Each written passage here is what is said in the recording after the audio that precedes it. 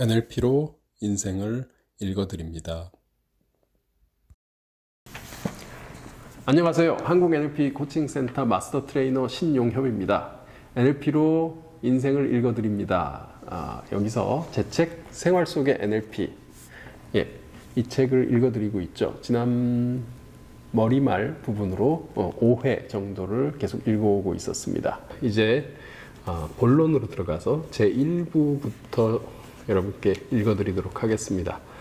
자, 페이지는 35페이지부터 시작합니다. 1부는요, 파트 1, 경험을 만드는 몸의 언어, VAK로 정하고 있습니다. 이 내용에 대해서는 앞에서 책의 특징이라고 하는 부분에서 소개를 드린 바 있습니다. 이 파트 1에 대한 개요 부분을 오늘 읽어드리게 됩니다. 자, 출발하겠습니다. 다들 그렇듯이 나쁜 감정이란 게 있잖아요. 아닙니다. 감정은 나쁜 것이 없습니다. 나쁜 감정이 없다고요? 나쁜 것과 좋은 게 없다고요? 네, 감정에는 나쁜 것과 좋은 것, 그런 구분이 없습니다. 그런데 어떤 것을 나쁜 거라 말한 거죠? 예를 들어 다른 사람이 나를 험담하고 욕할 때 기분 나쁘잖아요. 그렇죠. 그럴 때면 정말 기분 나쁘죠. 그런데 그 순간 어떤 기분인 건가요? 나쁜 기분이요. 그럴 때 어떤 기분을 나쁘다고 말한 거죠? 글쎄요, 불쾌함, 황당함? 그럼 그런 나쁜 감정이 아니라 불쾌하고 황당한 것이죠. 정말 그러네요. 근데 그것이 나쁜 게 아닌가요?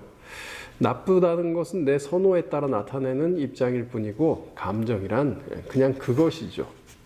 중용 제20장은 지를 말한다. 지란 내가 모르는 걸 배우는 것이다.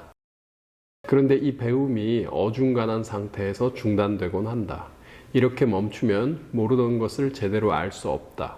무엇을 모르는지 모르고 모르는 것마저도 종종 안다고 여긴다. 이렇게 배움이 멈추면 그에 대해 더 이상 배우려 들지 않는다. 이런 상황을 한번 경험하고 나면 비슷한 상황을 더 자주 겪게 된다. 그 때문에 우리 삶은 힘겨워진다. 위 대화 속 주인공도 감정을 좋고 나쁜 것으로 구분하고 있다.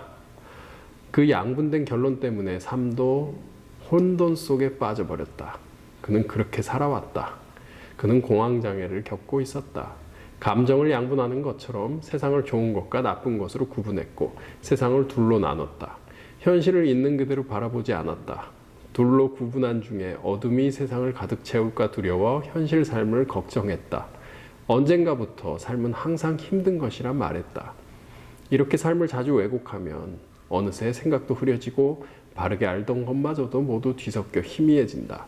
그 결과 무엇이 옳고 그른지 구분할 수 없는 지경에 이른다. 그것이 좋은 건가요? 나쁜 건가요? 그의 입에서 자동적으로 흘러나오는 말만 들어봐도 그 상태는 확인된다.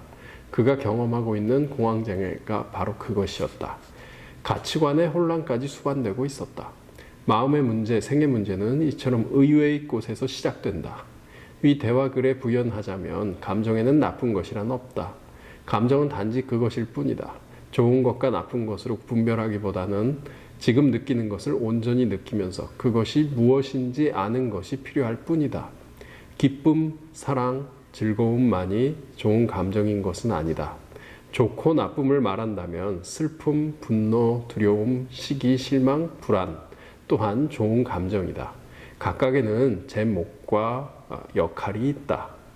이런 감정이 없다면 우리는 지금처럼 살아있을 수도 없고 내일을 다시 만날 수도 없을 것이다. 음식을 편식하면 건강을 망칠 수 있듯이 감정도 그렇다.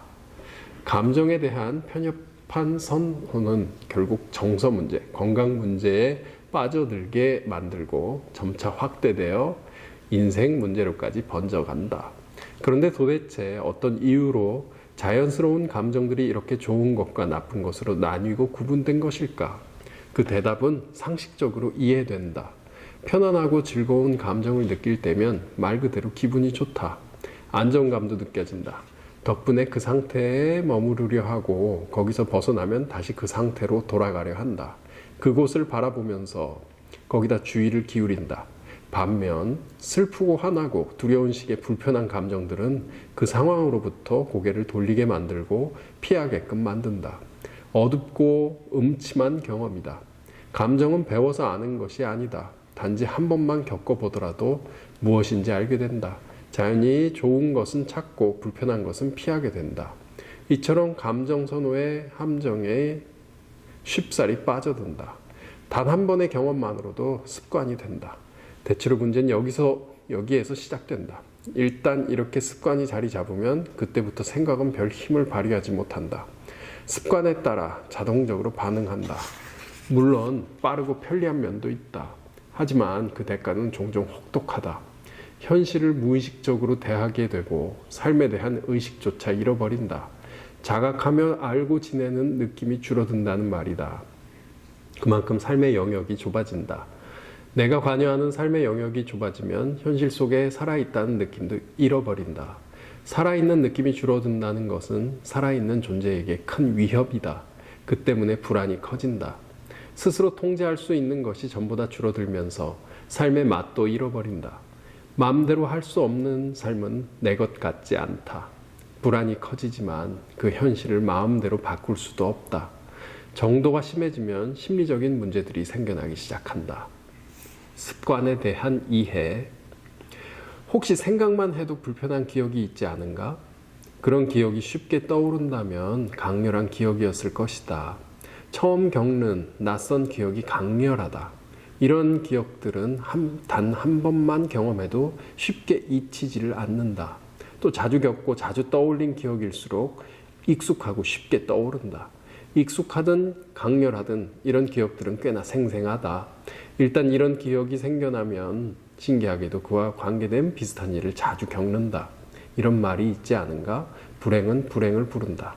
정말 그런 적이 있지 않은가? 즐거울 때 즐거운 일이 많이 일어나고 슬플 때 슬픈 일이 자주 일어나던 경험. 인정하든 아니든 간에 알고 보면 자주 겪는 그 일들은 내가 만들어낸 것들이다.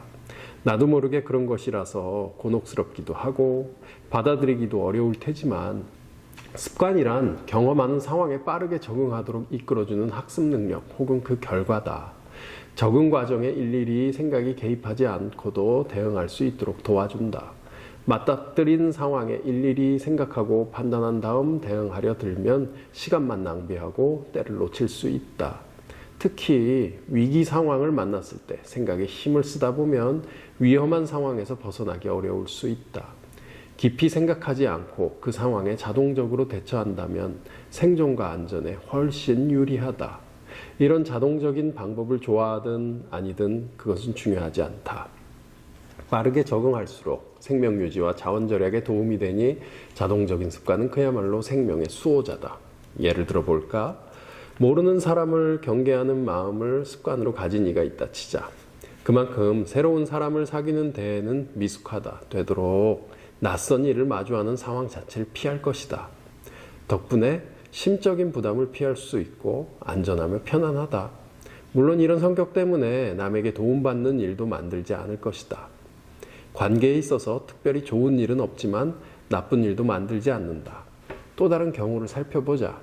이번에는 낯선 사람에게 관심을 느끼며 친절을 베푸는 것이 습관인 사람이 있다 치자. 깊이 있는 관계를 갖든 아니든 간에 상대적으로 많은 사람을 만날 것이다. 어쩌면 사람을 많이 만나는 판매직이나 서비스 업종의 일을 직업으로 선택할 듯하다. 친절한 만큼 낯선 일을 만날 때조차 작더라도 필요한 보답을 자주 받게 된다. 그 덕분에 더 친절하게 행동할 테고 다시금 보답도 좀 더 자주 받게 된다. 삶에서 터득되는 이런 습관은 생명을 다투는 상황보다는 덜 심각하다. 하지만 우리 몸은 혹시나 모를 작은 위험일지라도 거기에 자신을 노출하는 모험을 일부러 감수하진 않는다. 안전만큼 보수적으로 챙긴다. 이렇게 습관이라 부르는 자동적인 학습 능력은 삶의 영역 곳곳에서 여지없이 발휘된다. 일단 우리 안에 자리 잡힌 습관은 무한 반복된다. 경험할 때마다 점점 더 강화된다. 종종 이렇게 강화된 습관은 적당하지 않은 상황에서조차 관련된 조건만 주어지면 자동적으로 작동된다. 상황이 다르다면 새롭게 적응할 필요가 있을 텐데도 습관은 그런 걸 가리지를 않는다. 차라리 그런 습관이 없던 시절에 습관으로 인해 나타나는 실수가 더 적었을 것이다. 하지만 처음 만나는 경험은 모든 것이 새롭다. 그래서 불필요할 정도로 많은 힘을 쓰게 된다. 그런 점이 불편했기 때문에 습관이 생겨난다. 습관이 생기면 그렇게 낭비되는 힘은 절약할 수 있다. 하지만 일이란 최선을 다하고 정성을 들일 때 그럴듯한 결과를 만나게 되지 않는가? 최소한 나 하나만이라도 그 일이 만족스러워야 한다. 습관대로 하면 노력을 덜 들이고도 필요한 결과를 만나게 되지만 결과 자체에 대해 충분히 만족하기는 어렵다. 효율과 만족을 맞바꾼 격이다. 이것을 매너리즘이라 부른다. 적응에 도움이 되고 힘도 덜 쓰기 때문에 습관이 생긴다 했다. 수고를 덜어주니 반갑긴 한데 영원히 그런 상태가 유지되는 것은 아니다. 상황이 변화되면 그 습관 때문에 오히려 적응에 방해가 되고 그로 인해 삶의 의욕도 잃어버린다. 뭔가 모순이 보이는 듯한데 이거 참 난감하다. 게다가 습관으로 인한 부적응은 시간이 갈수록 정도가 심해진다. 크고 작은 문제를 점점 더 많이 만들어낸다. 점점 쌓여간다.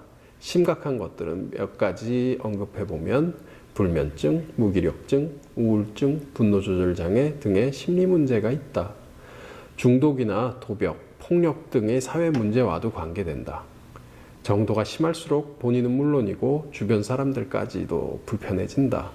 한쪽으로 치우쳐 균형을 잃어버린 결과다. 이런 상태라면 습관을 바꾸는 것이 답이다. 그런데 어떻게 할지 아직 잘 모른다. 잘 모르기 때문에 용기 내 시도해 보더라도 그 결과는 좋긴 어렵다. 선호로 인해 생긴 것이든 즐겁고 재미있고 편하기 때문에 생긴 것이든 간에 한번 생겨난 습관은 잘 바뀌지를 않는다. 아무리 정도가 가벼운 습관이라 해도 스스로 뭔가를 바꾸긴 쉽지 않다. 아예 처음부터 다시 시작하겠다고 습관이 없던 때를 떠올려 제자리로 돌아가려 해도 무엇을 어떻게 해야 할지를 모른다. 심지어 습관이 강할수록 새로운 시도가 필요한 상황 자체를 종종 거부하기까지 한다. 이를 저항이라 부른다. 아무리 전보다 더 좋은 상황이 주어지더라도 변화가 필요하다면 수용하지를 않는 것이다. 지금 아무리 안 좋은 상황에 처해 있더라도 기존 습관을 발휘하기에 적합한 그 상태만을 고집한다. 변화 자체를 거부한다. 비록 그 습관이 위험한 것임을 알더라도 일단 터득되면 좀처럼 바꾸려 들지를 않는다. 도대체 어떻게 하면 될까? 여러분 오늘은 여기까지요. 고맙습니다.